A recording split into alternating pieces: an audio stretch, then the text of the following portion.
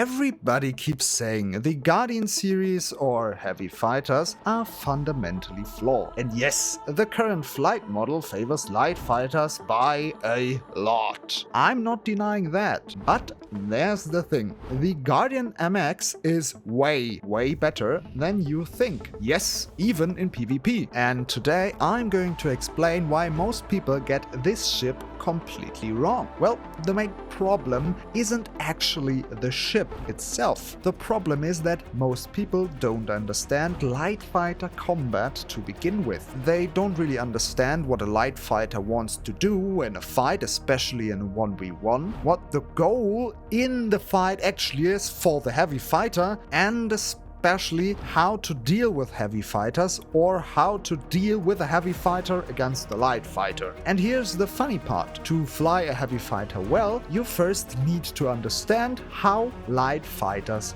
work and how the light fighter pilot thinks and wants to counter you, so you can counter them. Now, some people do understand the basics of light fighter combat, but then they try to apply that exact same logic to a heavy fighter and fly them as if they were sitting just in another Gladius that is a bit bigger. And that's where it all falls apart. Flying a heavy fighter at a basic level is super easy. Flying it well, especially in PvP, is very hard and punishing. The reality: a light fighter versus a heavy fighter. Let's be honest and upfront. In theory, if you put two pilots of equal skill into a 1v1, the light fighter will win 8 out of 10 times, maybe even more. Light fighters, together with interceptors, are the dominant flight class right now.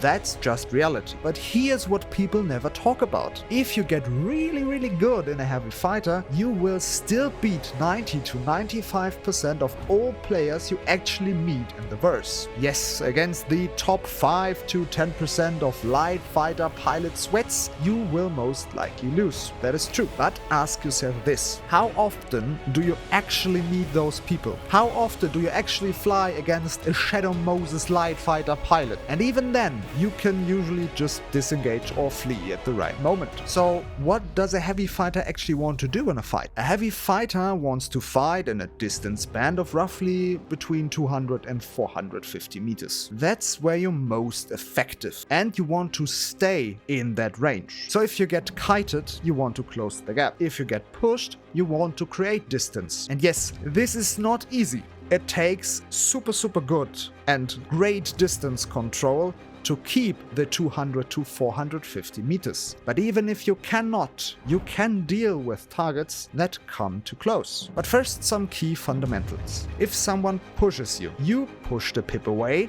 from the target, if you use the lead pip, with up strafe, down strafe, side strafe to create distance. If you get raid fought or someone is too close to you and wants to pressure you in a certain raid fight, mix in some back strafes for extensions. If someone overcommits very hard and just yeets to your position, you can directly push into them and maybe even brawl them for a few seconds, and at the right moment boost away from them and create a favorable slingshot, something you actually don't want to do in a light fighter, but here it can help you a lot. Be creative with your extensions, but understand this: if you mess up a single extension and let someone get close, or you lose control over your spaceship, you are cook hard. Heavy fighters do not forgive mistakes easily. So why is the Guardian MX especially strong if it's viewed not as that good by most people? Well, first, it has excellent forward firepower. I mean, you have 4 times size 4 weapons. You have high Gs for a heavy fighter in nearly every direction, and you have super good alien engines, so your pitch and yaw are equally as fast, so you don't need to always pitch the ship, which helps a lot with nimbleness and combat. But that alone doesn't explain why people underestimate it so badly. So let's talk about the part nobody uses, the secret sauce, so to say. And now comes the part that will give PvP sweats a heart attack, and that is the gimbal mode. Yes, I know, the PvP elders just screamed out in agony.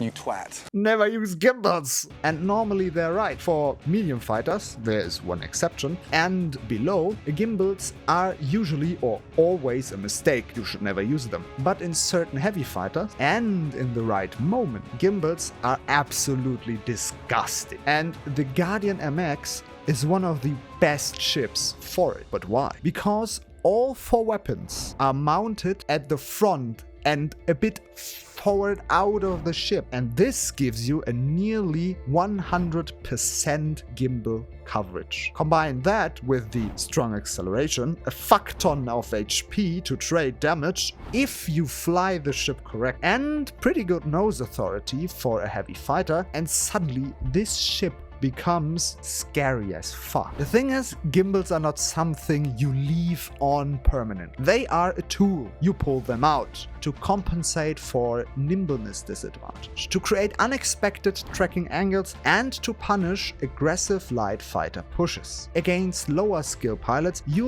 will use them less. Against absolute crackheads and super hardcore sweats, you sometimes use them all the time, because most people do not expect it. They have certain positions where they feel safe, but with an active gimbal you are still able to hit them, which gives you a much easier time tracking your target and applying damage. For example, they barrel roll, they wiggle from left to right, and they think they are safe, and suddenly they're still getting hit, even in a fucking barrel roll. And the thing is, if they are very close to you, your ship looks like it's facing a completely different direction, but with the gimbals you can still hit them anyways, and they just pop and they don't know what the fuck just happened. And that surprise alone can win you a fight. Yes, if you understand what a heavy fighter needs to do in a fight, especially also in a 1v1, and you combine that with smart situational gimbal usage, you become very dangerous in 1v1s against most players. But